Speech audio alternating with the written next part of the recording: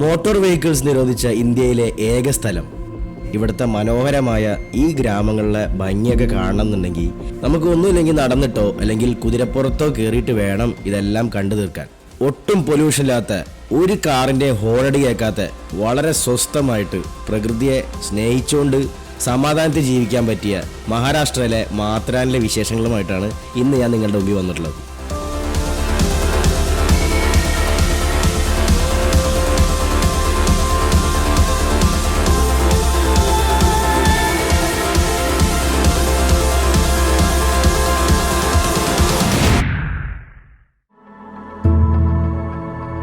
മാത്തരാൻ എന്ന് പറയുന്ന ഭയങ്കര ബ്യൂട്ടിഫുൾ ആയിട്ടുള്ള ഈ ഒരു സ്ഥലത്തേക്ക് വരാൻ ആഗ്രഹിക്കാത്തതായിട്ട് ആരും ഉണ്ടാവില്ല. എങ്കിൽ ഇങ്ങനത്തെ ഒരു ആഗ്രഹമുള്ളവർക്ക് എവിടെ താമസിക്കണം, ഏതൊക്കെ നല്ല ഭക്ഷണങ്ങൾ കഴിക്കണം, ഏതൊക്കെ നല്ല സ്ഥലങ്ങളിലേക്കാണ് നാം എന്തായാലും മസ്റ്റ് ട്രൈ ആയിട്ട് പോയിരിക്കേണ്ടത്, അത് മാത്രമല്ല ഈ സ്ഥലത്തേക്ക് എങ്ങനെ ഏതൊക്കെ രീതിയിൽ എത്തിപ്പെടാം എന്നുള്ള കംപ്ലീറ്റ് ഇൻഫർമേഷൻ തരുന്നൊരു വീഡിയോ ആണ്. ഇങ്ങോട്ടെത്താൻ പല രീതികളിലും ഉള്ളതുകൊണ്ട് തന്നെ ഏറ്റവും ബഡ്ജറ്റ് ഫ്രണ്ട്ലി ആയിട്ട് എത്തണമെന്നുണ്ടെങ്കിൽ ട്രെയിനിൽ വരുന്നതാണ് ഏറ്റവും ബെസ്റ്റ്. കാരണം അതാവുമ്പോൾ പനവേലിലോ ഛത്രപതി ശിവാജി ടെർമിനലിൽ ഇറങ്ങിയിട്ട് നേരെ ലോക്കൽ ട്രെയിൻ കയറി നരാൽ എന്ന് പറഞ്ഞ മറ്റൊരു സ്റ്റേഷനിലേക്ക് എത്താം. ഇനി നരാലിലെത്തിയതിനു ശേഷം അവിടെ നിന്ന് ടോയ് ട്രെയിനിന്റെ സഹായത്തോടെ മാത്തരാൻ എന്ന് പറയുന്ന സ്ഥലത്തേക്ക് ഡയറക്റ്റ്ലി എത്താൻ പറ്റും. പക്ഷേ ഇനി ടോയ് ട്രെയിനിന്റെ ടിക്കറ്റ് അവൈലബിലിറ്റി നമുക്ക് ഇല്ലാന്നുണ്ടെങ്കിൽ ഈ നരാൽ എന്ന് പറഞ്ഞ സ്റ്റേഷനിൽ നിന്ന് 100 രൂപ കൊടുത്ത ഷെയർ ടാക്സി കിട്ടും. ഷെയർ ടാക്സി പോയി കഴിഞ്ഞാൽ അമാൻ ലോഡ്ജ് വരെയൊക്കെ നമുക്ക് പോകാൻ പറ്റുന്നത്. കാരണം മാത്തരാനിൽ മോട്ടോർ വെഹിക്കിൾസ് ബാൻഡ് ആയതുകൊണ്ട് തന്നെ അമാൻ ലോഡ്ജ് എന്ന് പറയുന്ന മാത്തരാൻ എന്ന് 2 കിലോമീറ്റർ മുമ്പുള്ള ഒരു സ്റ്റേഷനാണ്. അവിടം വരെ ആയിരിക്കും ഇപ്പോൾ ഷെയർ ടാക്സി നമ്മൾ പോയി കഴിഞ്ഞാലും അല്ലെങ്കിൽ നമ്മളുടെ സ്വന്തം വാഹനമായിട്ട് വന്നാലും നമുക്ക് ഫൈനലായിട്ട് എത്തിപ്പെടാൻ പറ്റുന്ന പോയിന്റ് അമാൻ ലോഡ്ജ് എന്ന് പറഞ്ഞ ആ ഒരു സ്ഥലത്തേക്ക് ആയിരിക്കും. BYDയുടെ E-Max 7 എന്ന് പറയുന്ന ഇലക്ട്രിക് വെഹിക്കിളിലാണ് ഞാൻ ഈ യാത്ര തുടങ്ങിയത്. അത്രയും ദൂരം ഓടിയോണ്ട് തന്നെ ആ വണ്ടിയുടെ കോലം കാണുമ്പോൾ തന്നെ നിങ്ങൾക്ക് അത് മനസ്സിലാവുന്നുണ്ടാവും. എറണാകുളത്ത് നിന്ന് തുടങ്ങിയ യാത്ര മാത്തരാൻ പോയി തിരിച്ച് എറണാകുളത്ത് വന്ന് അവസാനിച്ചപ്പോൾ എനിക്ക് ചാർജ് ചെയ്യേണ്ടി വന്ന എമൗണ്ട് ഏകദേശം ഒരു 11,000 രൂപയ്ക്ക് അടുത്തായിരുന്നു.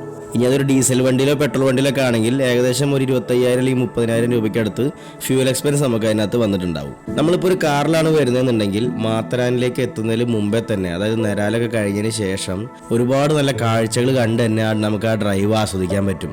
അതിപ്പോൾ ഷെയർ ടാക്സിലൊക്കെ വരുമ്പോൾ നമുക്ക് ആ ഒരു വണ്ടി നിർത്തി തരുമൊന്നുമില്ല. നമ്മളുടെ സ്വന്തം വണ്ടി തന്നെ വന്നാൽ മാത്രമേ നമുക്ക് ഇതുപോലത്തെ കാഴ്ചകളൊക്കെ കണ്ട് ആസ്വദിച്ച് പോരാൻ പറ്റുള്ളൂ. അതുകൊണ്ട് തന്നെ നമ്മുടെ ഫൈനൽ പോയിന്റായ അമാൻ ലോഡ്ജിലേക്ക് പോകുന്ന ഒരു റൂട്ട് എക്സ്പീരിയൻസ് എത്രമാത്രം ഗംഭീരമാണെന്ന് നിങ്ങൾ തന്നെ ഒന്ന് കണ്ടു നോക്കും.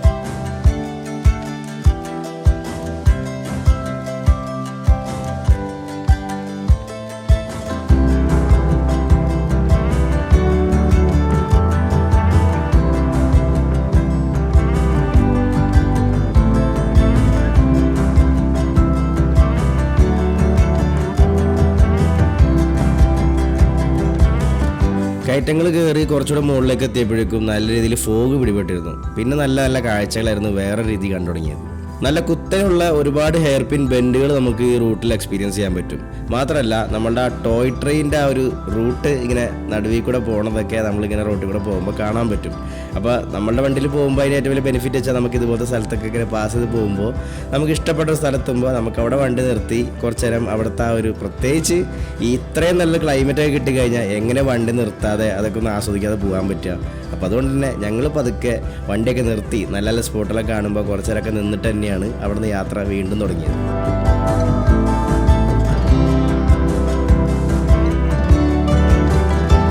അങ്ങനെ ഒടുവിൽ ഒരുപാട് കയറ്റങ്ങൾ കയറി ഇതുപോലത്തെ വ്യൂ ഒക്കെ കണ്ടതിന് ശേഷം നമ്മൾ എത്തുന്നത് ഇതേപോലത്തെ ആ ഒരു പാർക്കിംഗ് ഗ്രൗണ്ടിലേക്കാണ്. അപ്പോൾ ഈ സ്ഥലമാണ് ഞാൻ നേരത്തെ പറഞ്ഞ അമാൻ ലോഡ്ജ് എന്ന് പറയുന്ന സ്ഥലം. ഇവിടം വരെ ആയിരിക്കും നമ്മളുടെ വാഹനങ്ങൾ നമുക്ക് കൊണ്ടുവരാൻ പറ്റുന്ന ഫൈനൽ പോയിന്റ്. ഇവിടെ നമുക്ക് ഇഷ്ടംപോലെ പാർക്കിംഗ് സ്പേസ് ഉണ്ട്. 200 രൂപ കൊടുത്ത് നമുക്ക് നമ്മുടെ വണ്ടി ഇവിടെ പാർക്ക് ചെയ്യാം. ഇവിടെ വരുമ്പോൾ ഗൂഗിൾ പേ, ഫോൺ പേ പോലുള്ള എല്ലാ സർവീസും താൽക്കാലികമായിട്ടൊന്ന് മറന്നേക്ക്. കാരണം കയ്യിൽ ക്യാഷ് വെച്ച് വരുന്നതാണ് ഏറ്റവും സേഫ്. അല്ലാന്നുണ്ടെങ്കിൽ ചില സ്ഥലത്ത് നമ്മൾ നല്ല രീതിയിൽ പെട്ടുപോകുന്നുണ്ട്. അപ്പോൾ വണ്ടി പാർക്ക് ചെയ്ത് തിരിച്ച് നമ്മൾ വരുമ്പോൾ നമുക്ക് ഇതേപോലത്തെ ഒരു എൻട്രൻസ് കാണാൻ പറ്റും. അതിൻ്റെ ഉള്ളിൽ കയറിയിട്ട് ഒരാൾക്ക് 50 രൂപ വിലയുള്ള ഒരു ടിക്കറ്റ് നമ്മൾ എടുക്കേണ്ടതുണ്ട്. ഞങ്ങൾ 5 പേരാണ്ട് 250 രൂപയാണ് ചാർജ് ചെയ്തത്. അപ്പോൾ ടിക്കറ്റ് ഒക്കെ എടുത്തതിന് ശേഷം ഇനി നമുക്ക് എത്തേണ്ടത് മാത്തരാൻ എന്ന് പറഞ്ഞ സ്ഥലത്തേക്കാണ്. ഏകദേശം 2 കിലോമീറ്ററോളം നമുക്ക് ദൂരം ഇവിടെ നിന്ന് മാത്തരാനിലേക്കുണ്ട്. അപ്പോൾ ഇതിനായിട്ട് നമുക്ക് 4 വഴികളാണുള്ളത്. അതിൽ ഒന്നാമത്തെ മാർഗം എന്ന് വെച്ചാൽ നടന്ന് തന്നെ നമുക്ക് യാത്ര ചെയ്ത് പോകാൻ പറ്റും. അതാകുമ്പോൾ നമുക്ക് ആ റെയിൽവേ ട്രാക്കിൻ്റെ നടുവിൽ കൂടെ ഒരുപാട് നല്ല സ്ഥലങ്ങളുടെ ഭംഗിയൊക്കെ കണ്ട് നിന്ന് ആസ്വദിച്ചിട്ട് നമുക്ക് മാത്രമേ എത്താൻ പറ്റും. രണ്ടാമത്തേതെന്ന് പറഞ്ഞാൽ നമുക്ക് ഇതേപോലത്തെ ഈ റിക്ഷയുടെ സഹായത്തോടെ പോകാൻ പറ്റും. അപ്പോൾ നിങ്ങൾ വിചാരിക്കും മോട്ടോർ വെഹിക്കിൾസ് ബാൻ ചെയ്തിട്ടുള്ള മാത്തരാനിൽ എങ്ങനെ ഈ ഒരു ഓട്ടോറിക്ഷ നിൽക്കുന്നത്? ഇത് കംപ്ലീറ്റ്ലി ഇലക്ട്രിക് ആണ്. മാത്രമല്ല ഇത് വളരെ ലിമിറ്റഡ് ആയിട്ടുള്ള ഇലക്ട്രിക് റിക്ഷാസ് ആയിരിക്കും നമുക്കിവിടെ അവൈലബിൾ ആയിട്ടുള്ളത്. അപ്പോൾ അത് മുൻകൂട്ടി ഇവിടെ കൗണ്ടറിൽ ബുക്ക് ചെയ്ത് ക്യൂ നിന്നാൽ മാത്രമായിരിക്കും ഈ റിക്ഷ നമുക്ക് കിട്ടുന്നത്. മാത്രമല്ല ഈ റിക്ഷ സൗകര്യങ്ങൾ നമുക്ക് മാത്തരാൻ ടൗണ് വരെയും കിട്ടുന്നത്. അത് കഴിഞ്ഞ് സ്ഥലങ്ങളൊക്കെ കാണണമെന്നുണ്ടെങ്കിൽ നടന്നിട്ടോ കുതിരപ്പുറത്തോ ഉള്ള ഓപ്ഷൻസ് മാത്രമായിരിക്കും നമുക്ക് കിട്ടുന്നത്. ഇനി മൂന്നാമത്തത് കുതിരപ്പുറത്ത് നമുക്ക് പോകാൻ പറ്റും. നാലാമത്തത് ട്രെയിൻ മാർഗം, അതായത് ടോയ് ട്രെയിൻ മാർഗം നമുക്ക് അമാൻ ലോഡ്ജിൽ നിന്ന് ട്രെയിന് സ്റ്റാർട്ട് ചെയ്ത് മാത്തരാനിലെത്തുന്ന മറ്റൊരു സർവീസും കൂടെ നമുക്കിവിടെ കിട്ടുന്നുണ്ട്. ഓരോ 1.5 മണിക്കൂർ ഇടവിട്ടിരിക്കും നമുക്ക് അങ്ങോട്ടും ഇങ്ങോട്ടും ട്രെയിൻ സർവീസ് ഇവിടെ കിട്ടുന്നത്. പക്ഷേ പേഴ്സണലി എനിക്ക് തോന്നിയ കാര്യം എന്ന് വെച്ചാൽ ഇവിടെ വന്നു കഴിഞ്ഞാൽ നമ്മൾ ഈ ട്രാക്കിൽ കൂടെ നടന്നുകൊണ്ട് മാത്തരാനിലേക്ക് പോകുന്നതായിരിക്കും ഏറ്റവും ബെസ്റ്റ് ഒരു ഓപ്ഷനായിട്ട് വരുന്നത്. അപ്പോൾ അതുകൊണ്ട് തന്നെ ഞങ്ങൾ തിരഞ്ഞെടുത്തത് നടന്നു പോകാൻ തന്നെയായിരുന്നു. അപ്പോൾ അമാൻ ലോഡ്ജിലെ ആ ഒരു റെയിൽവേ സ്റ്റേഷനിൽ നിന്ന് നമ്മളിതാ ഇതേപോലെ ആ ട്രാക്കിനെ ഫോളോ ചെയ്ത് അങ്ങോട്ട് പോയി കഴിഞ്ഞാൽ കറക്റ്റ് നമുക്ക് മാത്തരാനിലേക്ക് വഴി തെറ്റാതെ എത്താൻ പറ്റും. ഇനി വരുന്ന 2 കിലോമീറ്റർ നമ്മളിതുപോലെ നടന്നു പോകുമ്പോൾ നമുക്ക് കിട്ടുന്ന കാഴ്ചകൾ എന്തൊക്കെയാണെന്ന് നമുക്കൊന്ന് കണ്ടു നോക്കാം.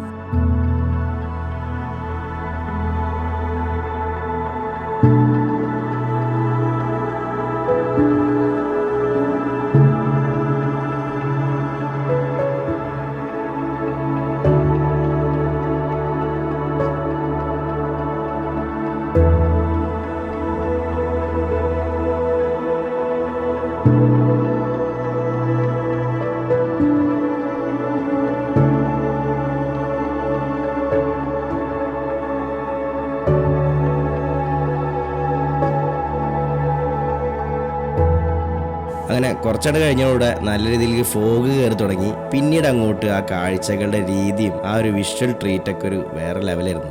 അതിൻ്റെ കൂടെ പെട്ടെന്ന് ഇതേപോലത്തെ ആ ട്രെയിനിൻ്റെ എൻട്രിയും കൂടി ആയപ്പോൾ ആ ഫോഗിൽ കൂടെ ആ ട്രെയിൻ ആ ലൈറ്റ് വിട്ട് ആ വരുന്ന ഒരു ഭംഗി കണ്ടപ്പോൾ തന്നെ വല്ലാത്തൊരു ഫീലിങ്സ് ആയിരുന്നു. അങ്ങനെ ഏകദേശം ഒരു 2 കിലോമീറ്ററോളം നമ്മൾ നടന്നിട്ട് നമ്മൾ ഫൈനലായിട്ട് എത്തുന്നത് ഇവിടുത്തെ ആ ഒരു മാത്തരാൻ്റെ റെയിൽവേ സ്റ്റേഷൻ്റെ ഭാഗത്തേക്കായിരിക്കും.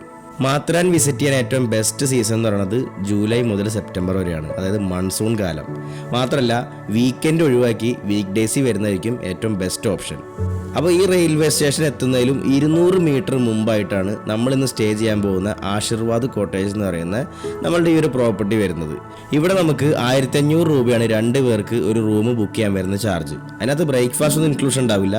പക്ഷേ വളരെ നല്ല നീറ്റ് ആൻഡ് ഡീസൻറ്റ് റൂംസ് ആയിരിക്കും നമുക്ക് ഇവിടെ ഈ ഒരു പ്രൈസ് റേഞ്ചിൽ കിട്ടുന്നത്. ഈവൻ വാഷ്റൂം ആയാലും അത്യാവശ്യം നീറ്റായിട്ടാണ് നമുക്ക് കിട്ടുന്നത്. ഇനി 2000 രൂപയ്ക്ക് 4 പേർക്ക് നിൽക്കാൻ പറ്റുന്ന ഒരു ഫാമിലി റൂം നമുക്കിവിടെ അവൈലബിൾ ആണ്. അപ്പോൾ അതുകൊണ്ട് തന്നെ 2 കാറ്റഗറീസ് ഉള്ളതുകൊണ്ട് നിങ്ങൾ ഗ്രൂപ്പായിട്ട് വന്നാലും സിംഗിളായിട്ട് വന്നാലും നമുക്ക് പറ്റിയ അനുയോജ്യമായ റൂംസ് ഇവിടെ അവൈലബിൾ ആണ്. ഇനി വീക്കെൻഡിലും സീസൺ ടൈമിലൊക്കെ ഇതിൻ്റെ റേറ്റ് വേരിയേഷൻ വന്നേക്കാം. അപ്പോൾ ബുക്ക് ചെയ്യണേക്കാൾ മുമ്പ് നിങ്ങൾ റേറ്റ് കൺഫേം ആക്കിയിട്ട് എപ്പോഴും ബുക്ക് ചെയ്യാൻ ശ്രമിക്കുക. ഇത് ബുക്ക് ചെയ്യാനുള്ള നമ്പർ ഞാൻ താഴെ ഡിസ്ക്രിപ്ഷൻ ബോക്സിൽ കൊടുത്തേക്കാം. നമ്മുടെ സ്റ്റേ ചെയ്യുന്നത് തൊട്ട് ഓപ്പോസിറ്റ് തന്നെയാണ് ഇവിടുത്തെ ഈ റിക്ഷ സ്റ്റാൻഡ് വരുന്നതും നമ്മുടെ റെയിൽവേ സ്റ്റേഷൻ്റെ അടുത്തും മാർക്കറ്റും എല്ലാം നമ്മൾ നിൽക്കുന്നതിൻ്റെ തൊട്ട് മുമ്പിൽ തന്നെയാണ്.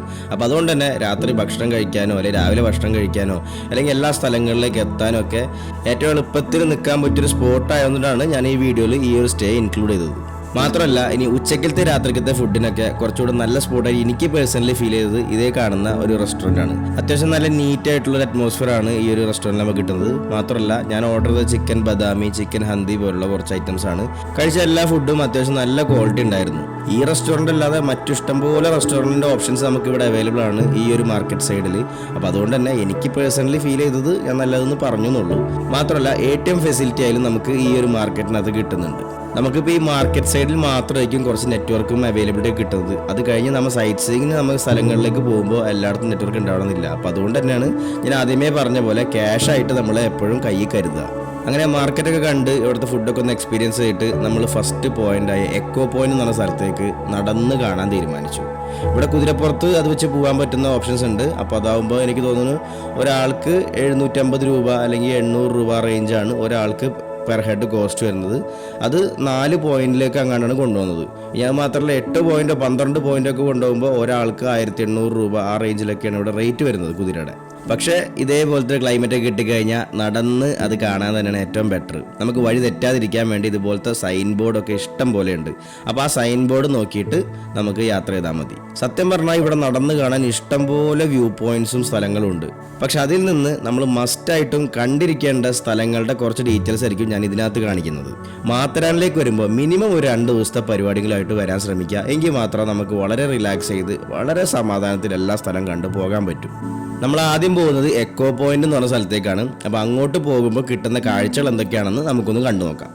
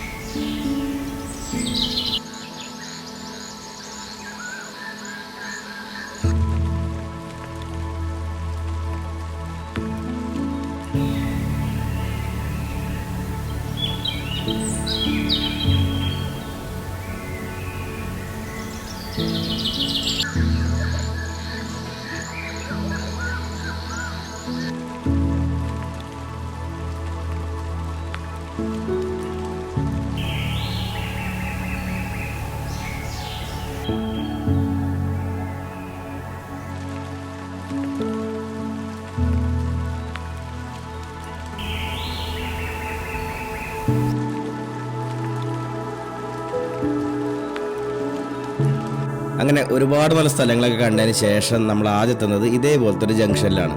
അപ്പോൾ ഇവിടെ നിന്ന് നമുക്ക് സൈൻ ബോർഡ് നോക്കി കാണാൻ പറ്റും. താഴേക്ക് പോയി കഴിഞ്ഞാൽ എക്കോ പോയിന്റും അതിൻ്റെ മുകളിലേക്ക് ലെഫ്റ്റ് സൈഡിലേക്ക് പോയി കഴിഞ്ഞാൽ ഷാർലറ്റ് ലേക്കും ആണെന്ന്.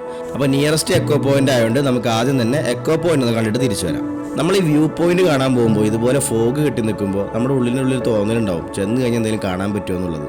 ആ തോന്നൽ എന്തായാലും വെറുതെ ആയില്ല. ചെന്നപ്പോൾ തന്നെ ഫുൾ ഫോഗ് മൂടുള്ള അന്തരീക്ഷമാണ് എനിക്ക് കിട്ടിയത്. പക്ഷേ ഇവിടം വരെ വന്നിട്ട് നമുക്ക് ആ വ്യൂ പോയിന്റ് കാണാൻ പറ്റിയ നഷ്ടമായതുകൊണ്ട് തന്നെ കുറച്ച് നേരം വെയിറ്റ് ചെയ്യാൻ തീരുമാനിച്ചു. പക്ഷെ എന്തായാലും അത് നന്നായി, നല്ലൊരു തീരുമാനമായതുകൊണ്ട് തന്നെ കുറച്ച് നേരം വെയിറ്റ് ചെയ്തപ്പോൾ നമ്മുടെ മുമ്പിൽ ഇങ്ങനെ ആ കോട മാറി ആ വ്യൂ പോയിന്റ് ഇങ്ങനെ തെളിഞ്ഞു വന്നപ്പോൾ കിട്ടിയൊരു കാഴ്ച എന്ന് പറയുന്നത് ഞെട്ടിച്ചളഞ്ഞു. സത്യം പറഞ്ഞിട്ട് എന്തോ ഒരു പ്രത്യേക രീതിയിലുള്ളൊരു വ്യൂ പോയിന്റ് തന്നെയാണ് ഇവിടെ നമുക്ക് കാണാൻ സാധിക്കുന്നത്. അതുകൊണ്ട് നിങ്ങൾ വരുന്ന സമയത്ത് നല്ല ഫോഗ് ഉണ്ടെങ്കിൽ കുറച്ച് നേരം വെയിറ്റ് ചെയ്ത് നോക്കുക. കുറച്ച് കഴിയുമ്പോൾ ആ ഫോഗ് ഒന്ന് മാറിക്കഴിഞ്ഞാൽ നമ്മളെ കാത്തിരിക്കുന്നത് ഇതുപോലെ ഗംഭീര കാഴ്ചകളായിരിക്കും. അത് മിസ് ചെയ്യാതെ ശ്രമിക്കുക മാക്സിമം.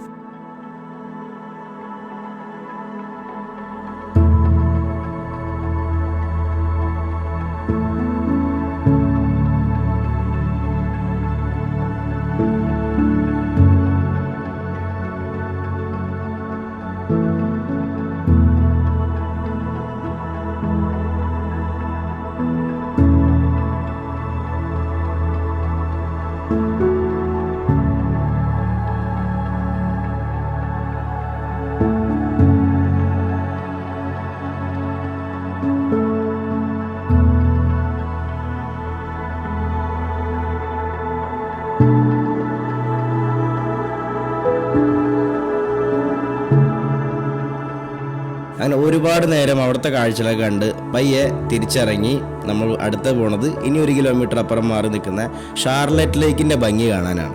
സത്യം പറഞ്ഞാൽ ആ പേര് കേട്ടപ്പോൾ ഞാൻ ഒരുപാട് എക്സ്പെക്ട് ചെയ്തെങ്കിലും ഇവിടെ വന്നപ്പോൾ എനിക്ക് അത്രയ്ക്ക് അങ്ങോട്ട് ഗംഭീരമായിട്ടുള്ളൊരു ഫീലല്ല ഷാർലറ്റ് ലേക്കിൻ്റെ ആ ഒരു കാഴ്ചകൾ എനിക്ക് തന്നത്.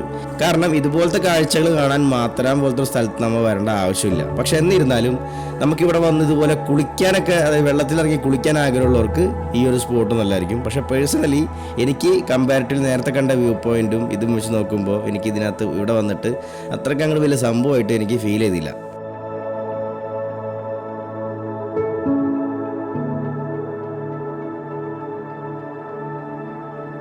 അങ്ങനെ അധികം നേരം ടൈം അവിടെ സ്പെൻഡ് ചെയ്യാതെ തന്നെ നേരെ ലൂയിസ പോയിന്റ് എന്ന് പറഞ്ഞ മറ്റൊരു ഗംഭീര പോയിന്റ് ഉണ്ട്. ഇവിടെ നിന്ന് 2 കിലോമീറ്റർ കൂടി നമ്മൾ ഇതുപോലത്തെ വഴി കൂടി നടന്നാലാണ് ലൂയിസ പോയിന്റ് എത്തുന്നത്. അപ്പോൾ അവിടുത്തെ കാഴ്ചകൾ നമുക്കൊന്ന് കണ്ടു നോക്കാം. ശരിക്കും വണ്ടികളൊന്നും ഇല്ലാതെ സ്വസ്ഥമായിട്ട് ഇങ്ങനെ സ്ഥലങ്ങൾ നടന്ന് കാണാൻ പറ്റുന്നൊരു ഫീല് ഇവിടെ വന്നു കഴിഞ്ഞ് അനുഭവിക്കേണ്ടത് തന്നെയാണ് കേട്ടോ. അത് പറഞ്ഞാൽ നിങ്ങൾക്ക് എത്രമാത്രം ഗംഭീരമാവും എനിക്കറിയില്ല. കാരണം വാക്കുകൾക്ക് അപ്പുറമാണ് ഇവിടെ എനിക്ക് കിട്ടുന്ന എക്സ്പീരിയൻസ്. ചെറിയൊരു ചാറ്റൽ മഴയും കോടയും ആ തണുപ്പും അങ്ങനെ എല്ലാം അനുഭവിച്ചുകൊണ്ടുള്ള ഒരു ചെറിയൊരു നടത്തം എന്ന് പറയുന്നത് ഒരു നിസ്സാര കാര്യമല്ല. അതും വളരെ സമാധാനപരമായിട്ട് ഒരു തിരക്കും തിക്കും ഇല്ലാത്ത രീതിയിൽ നടക്കാൻ പറ്റുന്നു എന്നുള്ളതാണ് ഇവിടുത്തെ ഏറ്റവും വലിയ സത്യാവസ്ഥ. അതുകൊണ്ടാണ് ഞാൻ പറഞ്ഞത് വീക്ക് ഡേയ്സ് പരമാവധി വരാൻ നോക്കുക. വീക്കെൻഡ് ആകുമ്പോൾ നമുക്ക് ഇതുപോലെ ഒഴിഞ്ഞൊരവസ്ഥയല്ല മാത്തറാനിൽ കാണാൻ പറ്റുന്നത്. പോകുന്ന വഴിക്ക് ഇതുപോലത്തെ കുഞ്ഞു കുഞ്ഞു കടകളൊക്കെ നമുക്ക് ഒരുപാട് കിട്ടുന്നുണ്ടാവും. അതുകൊണ്ട് തന്നെ വെള്ളവും സ്നാക്സും നമ്മൾ കയ്യിൽ കരുതി സ്റ്റോർ ചെയ്ത് വെക്കേണ്ട ആവശ്യമൊന്നുമില്ല.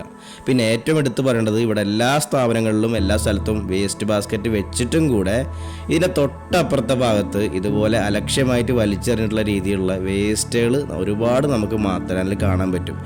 അതായത് ഇവിടുത്തെ ഗവൺമെൻറ് പ്രോപ്പറായിട്ട് വേസ്റ്റ് മാനേജ്മെൻറ്റ് ചെയ്തിട്ടും വരുന്ന ടൂറിസ്റ്റുകൾക്ക് ആ റെസ്പോൺസിബിലിറ്റി ഇല്ലാത്തത് കാണുമ്പോൾ ഒരുപാട് വളരെ അസ്വസ്ഥ ഉണ്ടാക്കുന്ന ഒരു പരിപാടിയാണ്. അതുകൊണ്ട് തന്നെ ഞാൻ വീണ്ടും വീണ്ടും എല്ലാവരുടെ അടുത്തും റിക്വസ്റ്റ് ചെയ്യാണ്, നമ്മളൊരു യാത്ര പോകുമ്പോൾ ഒരു സ്ഥലത്തേക്ക് എത്തുമ്പോൾ ഒരു ഉത്തരവാദിത്തം ഉള്ളൊരു ടൂറിസ്റ്റ് ആവാൻ എപ്പോഴും നമ്മൾ നോക്കേണ്ടത് നമ്മുടെ മാത്രം ഉത്തരവാദിത്തമാണ്. അപ്പോൾ അടുത്ത നമ്മുടെ സ്പോട്ട് വരുന്നത് ഹണിമൂൺ പോയിന്റ് എന്ന് പറഞ്ഞ സ്ഥലമാണ്.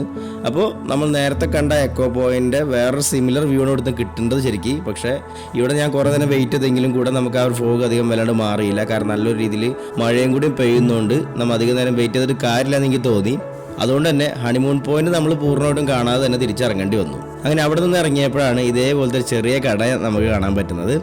അവിടെ നിന്ന് ലൈവായിട്ട് നല്ല ചൂട് കോണും അതിൻ്റെ കൂടെ നല്ല ചൂട് ചായയും കൂടെ ഈ തണുപ്പത്ത് ആ ഒരു കോടമഞ്ഞിൽ കുടിക്കുന്നതിൻ്റെ ഒരു ഫീല് നിസ്സാരമല്ലോ. അപ്പോൾ അതൊന്ന് എക്സ്പീരിയൻസ് ചെയ്യാൻ വേണ്ടിയിട്ട് കുറച്ച് നേരം അവിടെ ഒരു ബ്രേക്ക് എടുത്ത് വളരെ സമാധാനത്തിലാണ് പിന്നൊന്ന് റെസ്റ്റ് ചെയ്തിട്ട് ലൂയിസ പോയിന്റിലേക്കുള്ള യാത്ര വീണ്ടും ആരംഭിച്ചത്. അങ്ങനെ നമ്മൾ ലൂയിസ പോയിന്റ് എത്തിയപ്പോഴും ഞാൻ നേരത്തെ പറഞ്ഞ ആ ഒരു ചെറിയൊരു ആശങ്ക എൻ്റെ മനസ്സിൽ വീണ്ടും വന്നു. കാരണം ലൂയിസ പോയിന്റ് എന്നുള്ള ഇവിടുത്തെ ഏറ്റവും ബെസ്റ്റ് വ്യൂ പോയിന്റ് ആണ്. അപ്പോൾ അവിടെ എത്തിയപ്പോഴും ഇതേപോലത്തെ ഹെവി ഫോഗ് ആണെങ്കിൽ നമുക്കൊന്നും കാണാൻ പറ്റില്ലല്ലോ. അപ്പോൾ അതുകൊണ്ട് തന്നെ വീണ്ടും ഇവിടെ വന്ന് ഒരുപാട് നേരം വെയിറ്റ് ചെയ്തു. പക്ഷെ ഒരു രക്ഷയുണ്ടായില്ല. ഏകദേശം 2-3 മണിക്കൂർ വെയിറ്റ് ചെയ്തിട്ടും ഫുൾ ഫോഗായിരുന്നു. അപ്പോൾ സമയം പോവാത്തതുകൊണ്ട് തന്നെ ഇവിടെ അടുത്തുള്ള ചായക്കടയിൽ നിന്ന് ചായയും ബിസ്ക്കറ്റൊക്കെ കുറച്ച് നേരം കുടിച്ചിരുന്ന് ആ തണുപ്പൊക്കെ വീണ്ടും ആസ്വദിച്ച് നോക്കിയെങ്കിലും കൂടെ തണുപ്പിനും ഫോഗിനും ഒരു കുറവുമില്ലാത്തതുകൊണ്ട് തന്നെ അന്നത്തെ ദിവസം സത്യം പറഞ്ഞാൽ ഞാൻ മടങ്ങി പോവുകയാണ് ചെയ്തത്. പക്ഷെ ഇത്രയും ദൂരം വന്നിട്ട് നമുക്ക് ആ വ്യൂ പോയിന്റ് കാണാതെ മടങ്ങുമ്പോൾ ഉള്ളൊരു വിഷമം നിസ്സാരമല്ലോ. അപ്പോൾ അതുകൊണ്ട് തന്നെ പിറ്റേ ദിവസം വീണ്ടും ഇതുപോലെ തന്നെ വന്നെങ്കിലും ഇതേപോലെ തന്നെയായിരുന്നു ആ വ്യൂ. അങ്ങനെ സമയം കൂട്ടാൻ വേണ്ടി കുറച്ച് നേരം ഇതുപോലെ പുല്ലൊക്കെ എടുത്ത് എറിഞ്ഞ് നോക്കി. കാരണം പല വീഡിയോയിലും കണ്ടിട്ടുണ്ടല്ലോ പുല്ലെടുത്ത് എറിയുമ്പോൾ തിരിച്ച് റിട്ടേൺ വരുന്നതൊക്കെ. പക്ഷേ ഇത് കറക്റ്റ് ആ കുഴിയിലേക്ക് തന്നെയാണ് വീണ് പോയത്.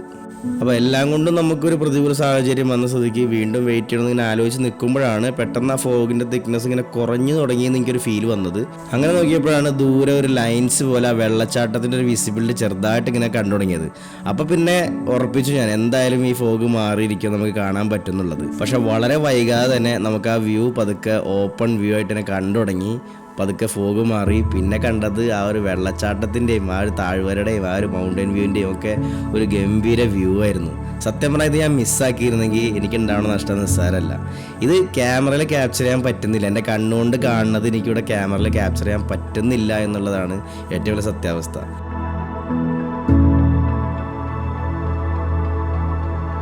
ഇവിടെ ഈ കാണുന്ന പാറയുടെ പേരാണ് ലയൺ ഹെഡ്. അതായത് സിംഹത്തിൻ്റെ തലയായിട്ടൊരു സാദൃശ്യം ഉള്ളതുകൊണ്ടാണ് അതിനാ ഒരു പേരിട്ടുള്ളത്. പിന്നെ നമ്മൾ നേരത്തെ നിന്ന് എക്കോ പോയിന്റിൽ ആൾക്കാർ നിൽക്കുന്നത് നമുക്ക് ഇവിടെ നോക്കിയാൽ കാണാൻ പറ്റും. സത്യം പറഞ്ഞാൽ ഈ ഒരു ലൂയിസ പോയിന്റ് വന്നു കഴിഞ്ഞാൽ ഒരുവിധം വ്യൂ പോയിന്റിൻ്റെ എല്ലാ ഭാഗവും നമുക്ക് ഇവിടെ നിന്ന് കറക്റ്റ് കാണാൻ പറ്റും. അതും ക്ലിയർ ആയിട്ടുള്ള ഒരു വെതർ ആണെന്നുണ്ടെങ്കിൽ നമുക്ക് ഒരുപാട് ദൂരത്തുള്ള കാഴ്ചകൾ നമുക്ക് ഇഷ്ടം പോലെ കാണാൻ പറ്റുമെന്നാണ് ഇവിടുത്തെ ആൾക്കാർ പറഞ്ഞത്. അതുകൊണ്ട് മാത്രം വരുമ്പോൾ നിങ്ങൾ ഏത് സ്പോട്ട് മിസ് ചെയ്താലും ലൂയിസ പോയിന്റ് മിസ് ചെയ്യുന്നില്ല എന്ന് ഉറപ്പ് വരുത്തുക. കാരണം ഇത് മിസ് ചെയ്ത് കഴിഞ്ഞാൽ അത്ര നഷ്ടം തന്നെയാണ് നമുക്ക് ഉണ്ടാവുന്നത്.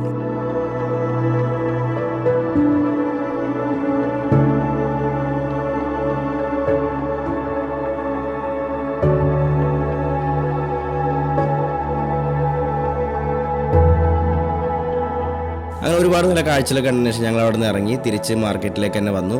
അപ്പോഴാണ് ഇവിടെ ഒരു ഫഡ്ജിൻ്റെ ഷോപ്പ് ഉണ്ടെന്ന് പറഞ്ഞത്. അപ്പോൾ ഈ കാണുന്ന ഷോപ്പ് നിങ്ങൾ വരുന്നുണ്ടെങ്കിൽ അത് നോട്ട് ചെയ്തോ. ഇവിടെ കയറി കഴിഞ്ഞാൽ നല്ല അടിപൊളി ഫഡ്ജ് കിട്ടും. ആ ചോക്ലേറ്റ് ഫഡ്ജിന് 250 രൂപയാണ് വരുന്നത്. പക്ഷെ അവിടെ നിന്ന് തന്നെ കഴിക്കണം. നമ്മൾ നാട്ടിൽ കൊണ്ടു കഴിച്ച് കഴിഞ്ഞാൽ ആ ടേസ്റ്റ് കംപ്ലീറ്റ്ലി മാറുന്നുണ്ട്. അപ്പോൾ അത് വേണമെങ്കിൽ ഒന്ന് എക്സ്പീരിയൻസ് ചെയ്യാവുന്നതാണ്. അപ്പോൾ അത് കഴിഞ്ഞ് ഞങ്ങൾ തിരിച്ച് വീണ്ടും റൂമിലേക്ക് ചെല്ലുമ്പോൾ ട്രാക്കിലൊക്കെ മൊത്തം ഫോഗ് വീണ്ടും ഇവിടെ വന്നിട്ടുണ്ടായിരുന്നു. അപ്പോഴാണ് ഇവിടുത്തെ ആ ട്രെയിൻ വീണ്ടും ആ ഒരു ഫോഗിൻ്റെ ഉള്ളിൽ കൂടെ വരുന്ന ആ ഒരു ഫ്രെയിം എനിക്ക് കിട്ടിയത്. അപ്പോൾ അതൊക്കെ കണ്ടു നിൽക്കാനൊരു പ്രത്യേക ഭംഗി തന്നെയായിരുന്നു. ഇത് ഓരോ 1.5 മണിക്കൂർ ഇടവിട്ടും ഈ ട്രെയിൻ ഇവിടുന്ന് പോകുന്ന കാര്യം ഞാൻ മുമ്പ് പറഞ്ഞിരുന്നല്ലോ. അതായത് അമാൻ ലോഡ്ജിൽ നിന്ന് മാത്തറാനിലേക്കും മാത്തറാൻ നിന്ന് അമാൻ ലോഡ്ജിലേക്കും ഇതിങ്ങനെ കണ്ടിന്യൂസ്ലി 1.5 മണിക്കൂർ കൂടുമ്പോൾ ഡെയിലി ഷട്ടിൽ ചെയ്യുന്നുണ്ട്. അപ്പോൾ അത് ബുക്ക് ചെയ്യാൻ നമുക്ക് ഇവിടുത്തെ സ്റ്റേഷനിൽ വന്നിട്ട് 1.5 മണിക്കൂർ മുമ്പെങ്കിലും വന്ന് ക്യൂ നിൽക്കേണ്ടി വരും. കാരണം ട്രെയിൻ സ്റ്റാർട്ട് ചെയ്യുന്നതിൻ്റെ 45 മിനിറ്റ് മുമ്പേ ഇവിടെ ടിക്കറ്റ് കൊടുക്കുകയുള്ളൂ. അപ്പോൾ അതുകൊണ്ട് തന്നെ അധികം ആൾക്കാരുള്ള സമയത്ത് നമ്മൾ നേരത്തെ വന്ന് ക്യൂ നിന്ന് ടിക്കറ്റ് എടുത്താൽ മാത്രമേ നമുക്ക് ആ ട്രെയിനിൽ യാത്ര ചെയ്യാൻ പറ്റുള്ളൂ. മാത്രമല്ല പ്രത്യേകം ശ്രദ്ധിക്കേണ്ട ഒരു കാര്യം, ഇവിടെ ഒരാൾക്ക് 4 ടിക്കറ്റ് മാത്രമേ കിട്ടുള്ളൂ.